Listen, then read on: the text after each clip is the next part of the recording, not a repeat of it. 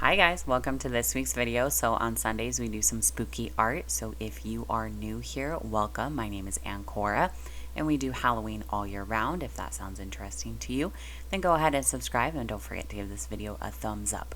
But what I had for this week is I found a Halloween costume idea generator. But instead of making a Halloween costume, let's draw what this would look like in real life, or in fantasy real life, I guess you could say. So it looks like it has a lot of other options on here as well. We're definitely going to be trying these out in future videos because I just think the idea of a generator is a lot of fun. So I'm going to go ahead and save this as a bookmark because you guys know we're definitely going to be returning to this idea. But let's go ahead and see what we get. Shoot, a vampire politician ogre. Oh man, how are we going to do this? Vampire, politician, ogre. I mean, a vampire and a politician for some people may fall under the same lines, but an ogre, that's completely different. Well, if you guys want to see how this turns out, then stay tuned.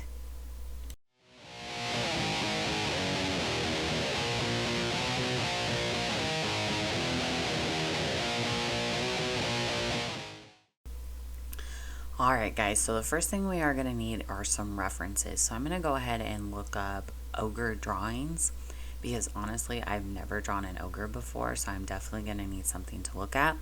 And it looks like we have a ton of varieties and styles, so I'm just going to have to develop my own style. I like this guy the most. He definitely reminds me of an older, more mature ogre, so I think we're going to keep him. And then we need to look up something along the vampire aesthetic.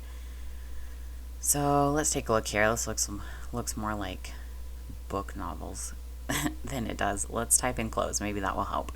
Okay, yeah, vampire clothes. We should dress him up like a vampire, as if he's representing vampire ogres. So I like this design here, something that looks more authoritative, I think is what we're going to go with. And then we also need to look up politicians to see what popular stance they are photographed in, because this helps a lot. Apparently I don't know how to spell politician.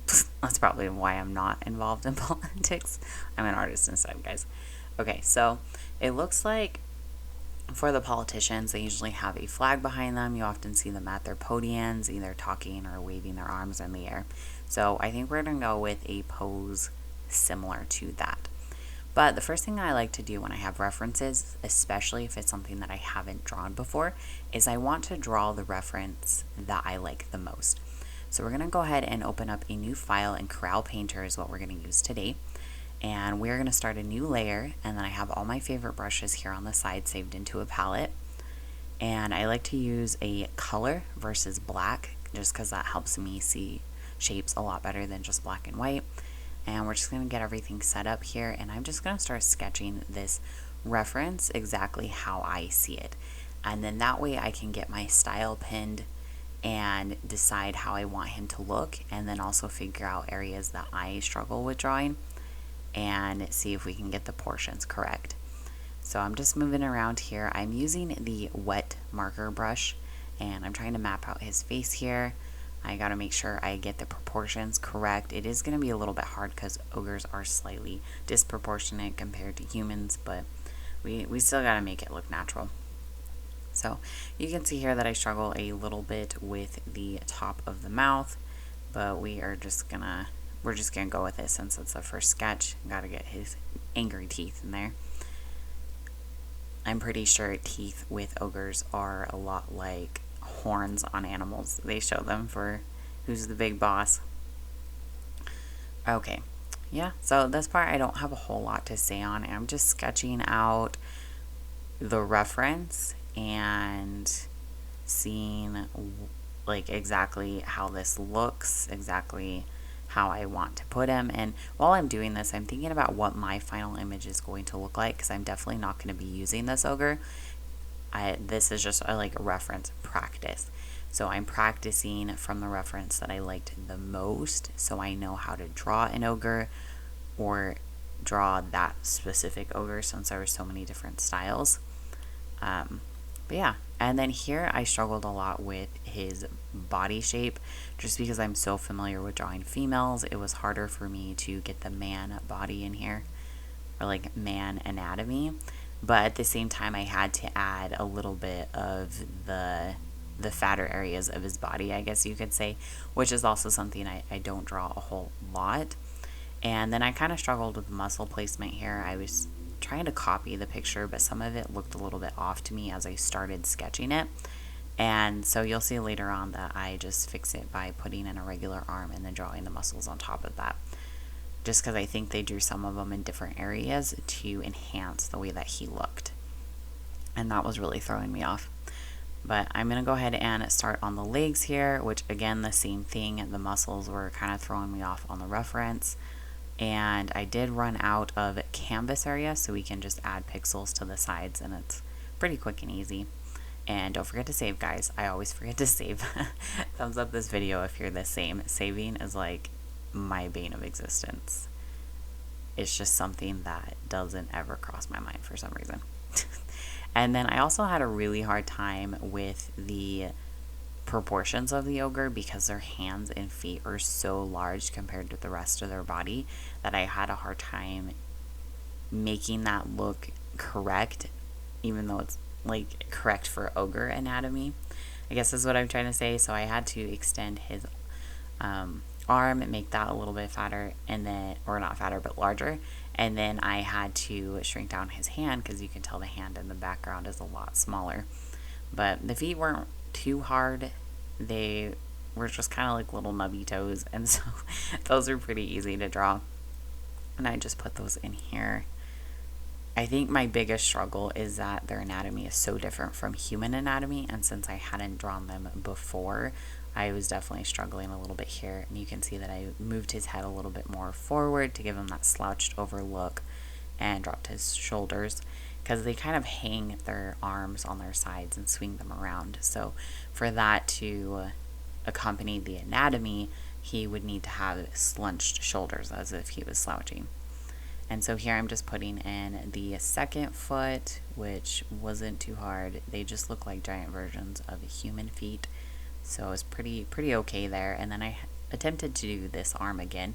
I made his hand a little bit bigger because looking at the reference, I think I drew that first one too small. And so this is just a really rough sketch, again, to get out the idea and what I'm thinking, especially the style of ogre that I really liked. And so since I liked this guy, I decided I would use him as the base for my picture here. And so I actually ended up using his exact features, I guess. I don't know what I'm trying to say, but using his features for this next picture. And so I started sketching out what he would look like in a different view. So I went for the more head-on view because I wanted him to be standing at a podium like you see all the political pictures, and drawing the first original reference on the side definitely helped me figure out what his face would look like from different angles. And so you can see here I'm sketching it out, and I'm kind of putting my own style and twist to it as well, because I don't want it to look exact. I still want it to be something noticeable to my artwork, even if it's something that I haven't drawn before. So I'm just sketching out exactly where I would want him to go. His mouth obviously looks way too happy right now, but eventually he'll look like he's yelling, hopefully. Okay, so the sketching process did take me a little bit more time than I originally had wanted it to, but I wanted to make sure that I had it as accurate as I possibly could for my first try. And so there was a few times that I moved some things around. It was kind of hard for me to make sure that his teeth were sticking out. I did go ahead and add a couple of horns here, and I thought it would be really fun to make them different sizes. So you'll see I sketched that out here. And then the next little part, I ran out of canvas again. This next little part, I start putting in exactly where I want him to be positioned. I think I should have used more fundamental blocks in this beginning part just to make sure I had his anatomy correct. But other than that, I think it worked out pretty good. So here I'm drawing his hand coming out at you, kind of like in those images that we saw. I do have those reference pictures on another screen because I have two screens and I'm just recording the one. So if you guys are wondering what it is that I'm looking at, it's just those 3 tabs that I pulled up. But I'm just drawing his hand coming out as if he's pointing to you or putting his hand up to you, or maybe he's even reaching out at you, so, or reaching out at the reporters. I'm sure ogre reporters are not very friendly. And so I tried to draw his body in here a little bit more like the one on the side, even though I'm not very familiar with the curvy set. And so that was a little bit hard. And then I had to make his eyebrows look angrier. I just felt like he looked way too happy, and it was really weird happy face on this ogre. And then I have the other hand setting on the pedestal, again, just help with the politician body language. I saw a lot of them were positioned like this in the reference pictures that I had looked up. From here, I started adding in the vampire clothing. I wanted him to be dressed as if a vampire, kind of like he's a little bit like a vampire poser. And so I put in the typical jacket with the double buttons down the middle, and then the ruffly collar, which I really thought made him look more high class, looked more regal, I guess you could say. And I wanted to make it more dramatic, so I actually added a couple more ruffles to the bottom here as if it was hanging down over his jacket. And then the sleeves, I just kept them very simple. I just did the suit kind of a look with the collared shirt that you could see underneath. Because I didn't want to distract too much from the body language of his hands, and I felt like if he had big ruffly sleeves, it would distract from the hand placement or even from him behind the ruffly sleeves. So I made the second one a little bit longer as if it was covering his hand when he puts it down, to show that the shirt on the inside has longer sleeves, because I saw that on a few of my references too, and so I added that in there. From here, I start cleaning up the podium a little bit and trying to decide what I want to do with it. At first, I was going to draw a skull on the front of it, but then I decided that didn't really match the ogre or what he was running from here. Maybe the skull should be more on the flag, so I didn't end up going with that, the final design. And then I am done with the sketch and I'm ready to start the line art. I lowered the opacity, but for some reason you can't see it right here, so that I could trace over the lines of the sketch that I want to keep for the final line art. And so I do that just by creating a new layer and then lowering the opacity on the sketch layer so it doesn't bother my line art or I don't get distracted by the colors. I do also like to use different colors for my line art. This one I chose a really dark brown, but when I was looking at the final picture, I feel like I should have chose something a little bit darker, but it's okay. And then as you can see zoomed in here, you can see that line art, or not line art, the sketch a little bit better. I did higher it so that it could be seen better, but as long as you can see it and it helps you with your line art, but it doesn't distract from your line art, that's kind of where you want it to be. And then I added more details to his teeth here because I wanted to make sure you could see his vampire fangs, which I thought was a lot of fun to put on an ogre, honestly. Originally I had him just have flat teeth on the top, but I went all out. I wanted the vampire fangs in here, so we've got that, and I think it helps a lot with it too. It makes him look angrier, especially when I started adding in like the wrinkles under his eyes and stuff. It definitely added to the facial expression. And then you can see here I'm adjusting the opacity so that it can be seen a little bit better just on screen. I could see it better just fine on my side, but when I was recording it wasn't really showing up too well, so I fixed that for you guys. And then I just fixed the ruffles here. They weren't as elaborate in my sketch, and so I added a little, I made them smaller, I added a little bit more so that they're more noticeable and more on the vampire aesthetic side. And then this is actually a cheat that I use for ruffles. I just go in with these loopy lines and then I fill in where the top and bottom of the ruffle would be based on the direction that they're facing, and it just makes it a lot easier. So you can just put the ruffles together really quick, and they don't take a whole lot of your time, because I know that ruffles sometimes can be a struggle. Well, fabric in general can be a struggle sometimes, but just want to make sure I moved this upward. I was debating on taking out the lace detail here, and so that's why I drew the ruffle lines all the way up. I was just going to have like a big ruffly collar, but I noticed a lot of the vampire clothing as shown per Google, had the lace detailing, or not the lace, well, the laces around, oh my god, the laces around the neckline. So I decided to move the ruffles back a little bit more, and then I added them in with a thick lacing across it, so just so it's more noticeable. And then I made sure when I was doing the coat to add a lot of the wrinkles around his belly, so you can definitely see where it's bending and folding, and you can see that he carries a little bit more weight in that area. Because if it's too flat, then he may look too thin, or it won't match the outsides where it's a little bit rounded. And then I just put in the buttons here really quick. You don't have to worry about them looking super perfect. And the what are they? The collars. The collars of the jacket, I just decided to put those as like a simple suit collar, nothing too fancy.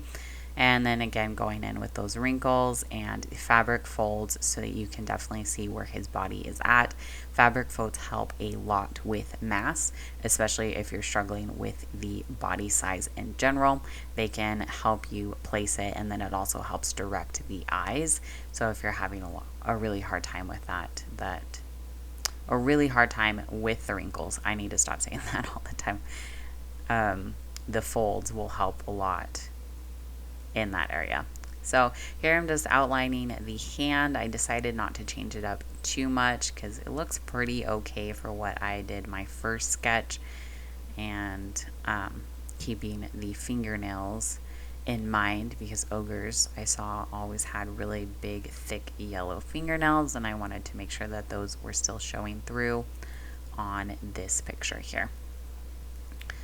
And then I added the hairy fingers. Ogres have hairy knuckles, so we got to make sure that we have that in here, which I really think helped a lot to the character, and it makes them look a little bit older too, where like politicians are on the older side. I did struggle a little bit with the thumb here, so I just had to go in and correct it a little bit with the line art to try and make it look a little more realistic in terms of this style. And when you're doing that, just make sure you keep your line art clean, which sometimes I struggle with. And then I just added in the sleeve with a little button that you can see, and then make sure that we keep the foreshortening on the arm in mind. Fabric folds also help with foreshortening a lot, especially when you're drawing around the sleeve edges, so that you can help direct the eye to where you want it to go. And it does still look a little bit weird. Excuse me. It still does look a little bit weird, but for a really quick sketch, I didn't really mind it, and so I just left it be. And then I started working on the other hand. Same thing here. We have to use the fingernails because the ogres had the really big nails. And I added the hairy knuckles. We don't want to forget that on this arm. And a few of the fingers, I tried to make them a little bit chubbier, just to match in there. So this one wasn't too bad. Same thing with the arm. Foreshortening is a struggle with every artist, at least for me. It's definitely a struggle for me. So same thing here. I made some corrections on it, and then I used the fabric folds to my advantage to get the arm in the position that I wanted it to be in. And then just with any corrections on your liner, make sure that they are nice and clean. Okay, so here I just correct the canvas to make sure that there's enough room on all sides, because you can see that I'm running out of space here. And then I use the shape function to create his podium, because I wanted to make sure that the lines were straight and everything was lined up. And then you can just put it in for no fill, and then change the stroke color to match the line art. Normally you would be able to rasterize these layers, meaning you take it from the vector shape to pixels, and that will allow you to erase the lines that are going through his hand. But for some reason Corel just was not letting me do that. Every time I went to click or to erase it, it didn't give me the option. It just created a brand new layer by default. So I decided I would just come back to that later and deal with it later. I then next try to create a clipping mask, because the way that I like to color them is I'll do one base color over all of the ogre, and then I'll do a clipping mask on top of that, so I don't have to worry about coloring in the lines or making any of the colors neat, I guess is what I'm trying to say.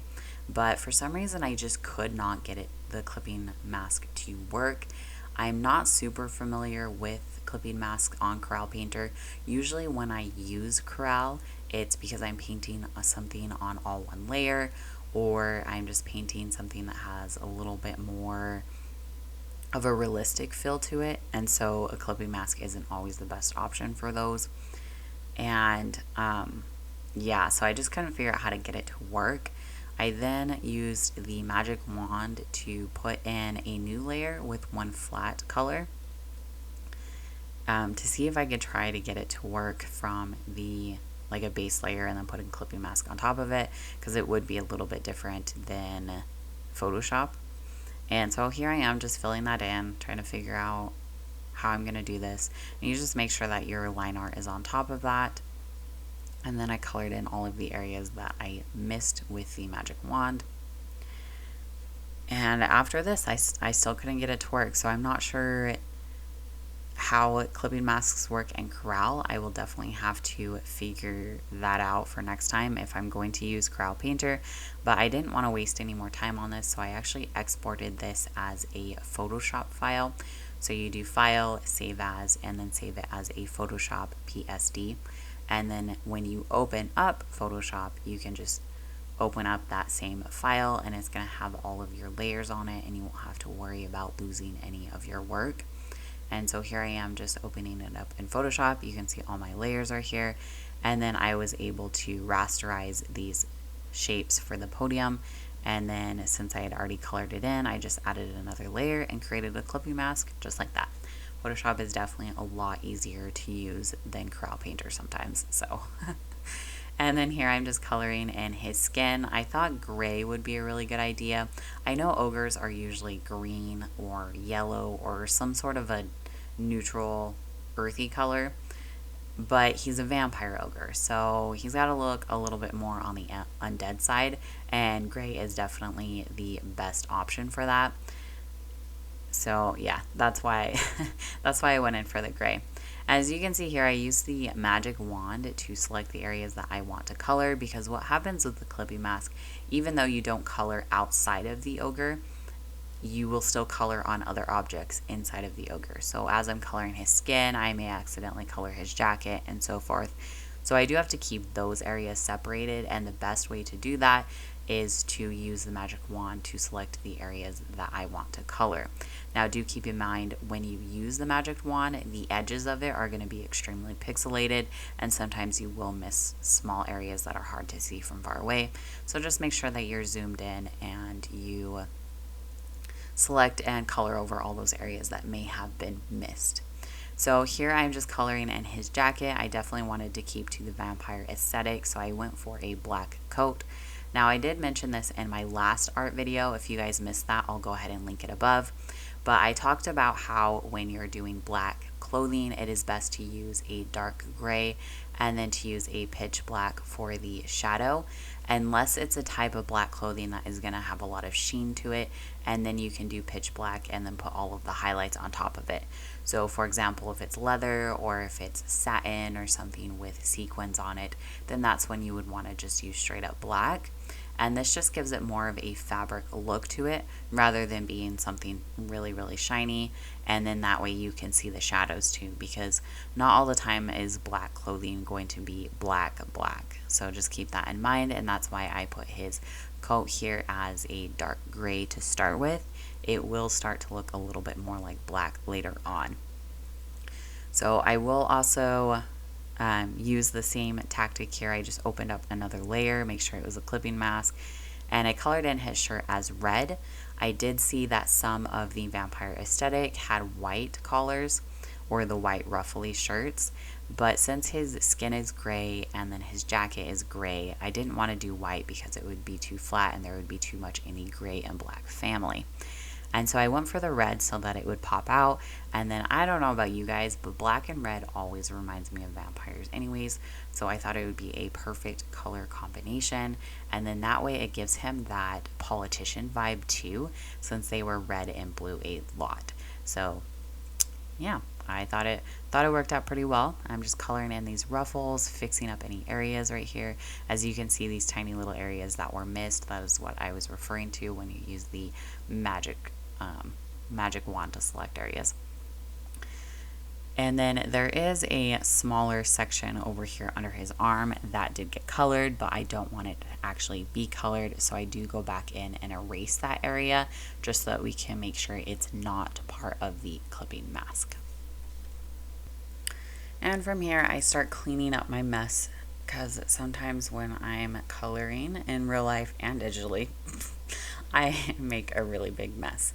And so you can just see here, I'm going to finally rasterize this and erase the lines that we don't need, because the podium should not be going through his hand unless we want a more gruesome picture. Maybe I should have done that. And then I'm just going to erase the bottom pieces of his jacket that I no longer need, just to make it easier when it came to coloring with the clipping mask. It was better to leave it there. And then the same thing with the line art. Make sure I erase all of the lines that are no longer serving me. And then once I've done that, I can go ahead and create clipping masks on top of the colored mask and color in the shadows. And then I'm just going to add in some little details here. We've got to make sure he has those nasty yellow horns and fingernails, just like an ogre would. And I'm sure being a vampire, it would make it more yellow, right? And then I did yellow eyes and yellow teeth as well, just to blend all of that together to make the picture look more intentional. And color in his fangs. He's got to have bottom and top fangs for both the vampire side of him and the ogre side of him. And then a bright red tongue, because all cartoons have bright red tongues, right? And then I just try to use the same colors here with his jacket, just to make it easier. And once I've got those little details filled in, then I can start the next step, which is shading. Oh, I forgot the buttons. Yeah, so I actually had to erase the buttons and then color them in, which honestly was a lot easier than trying to color the black around them.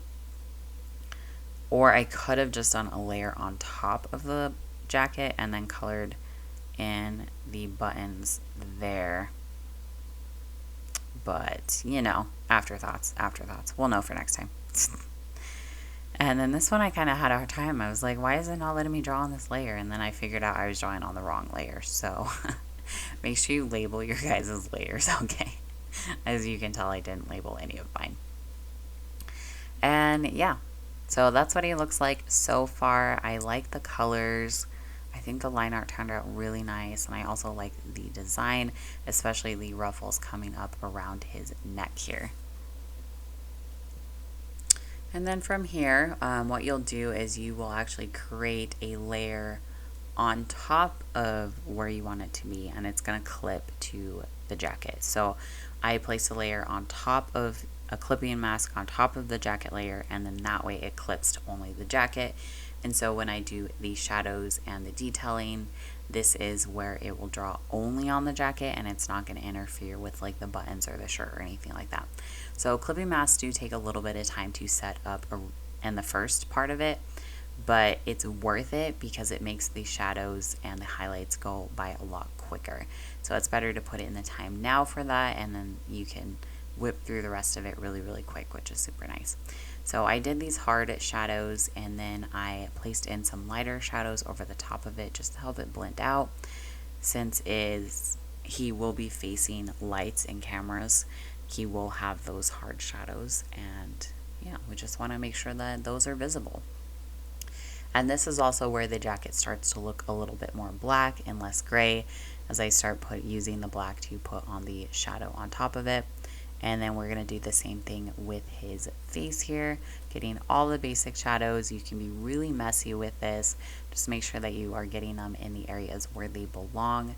Some of these I feel like were out of place because the light is like facing him.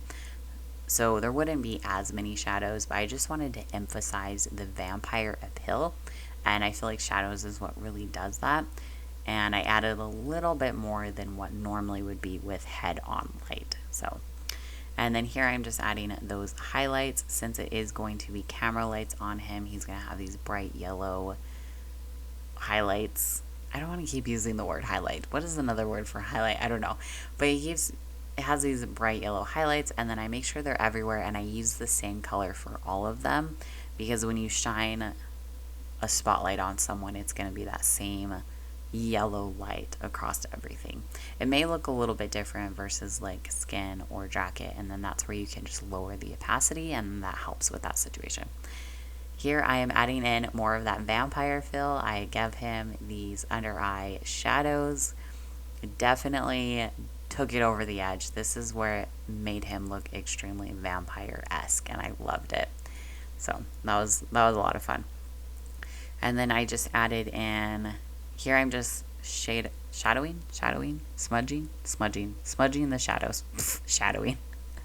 I'm smudging the shadows because I wanted to give it like a streaky Tim Burton kind of a look to it. You know, like when you see the like Corpse Bride, they have that streaky, shadowy kind of look to it. So that's what I was going for here as I smudged them out, and then make sure that I was smudging with intent.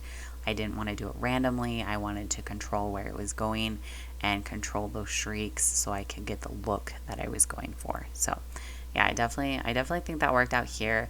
Maybe I should have toned down the highlights a little bit. There's definitely a lot of them, but that's okay. So we are coming close to the end as I start zooming in here and putting in these final look.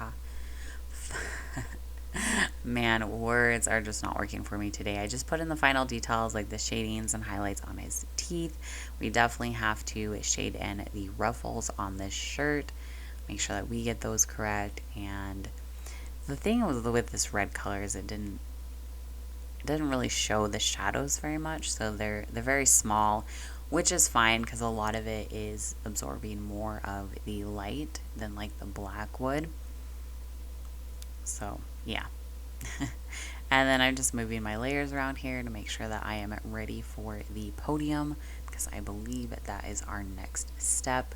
Yep, there I am, selecting the podium. Now here's the thing, since I erased those lines, the line art is no longer closed, so I can't use the magic wand to just color it in. And it's not going to work. And so I actually had to go in and color this manually, which was fine. It didn't take too much time. But since I colored it in manually, then I could go back in and do that clipping mask and make the shadows and textures that I add to it a whole lot easier. I did a pretty sloppy job with coloring, but that's just, that's how I color, guys. It's sloppy at first, and then I'll clean it up later. Just, to me, it personally feels like it saves time. So that's what we're doing here. We're just going to clean it up. I think, yeah, just little bits at a time. Barely see it. I feel like I should have added the podium all the way to the bottom of the picture, but that's okay. It's fine. And then I did the background black, and I went to put in some details behind him. I was thinking maybe a flag, and then I was like, I don't know what I want the flag to say, so I ended up just leaving it as is. And yeah, that's definitely something that I'll have to put in later. I tried to do like a light around him, but it didn't really work out the way that I was thinking it would. Putting it closer to him rather than the edges definitely worked out a lot better, but I ended up not keeping the light at all. So here I am just shadowing. Oh my gosh, that's the new word, guys. We are shadowing in the podium. And we're going to make another shape layer. And this is where I put his little banner on what he stands for, which is blood for all, because he is a vampire and he wants us all to have blood and be equal and have everything we need, right? So that's pretty much it for today's video. It was a little bit on the longer side, but I hope you guys enjoyed it. I will definitely be doing more of these and see what kind of characters and creations we get out of them. If you like this video, go ahead and hit a thumbs up, and don't forget to subscribe. I submit new videos every Thursday and Sunday. Thursdays is usually Halloween hunting videos, and Sundays are art or fashion, depending on what we feel like doing that week. But thanks again, and until next time, keep on spooking, my ghouls and spookaneers. Voice that will change.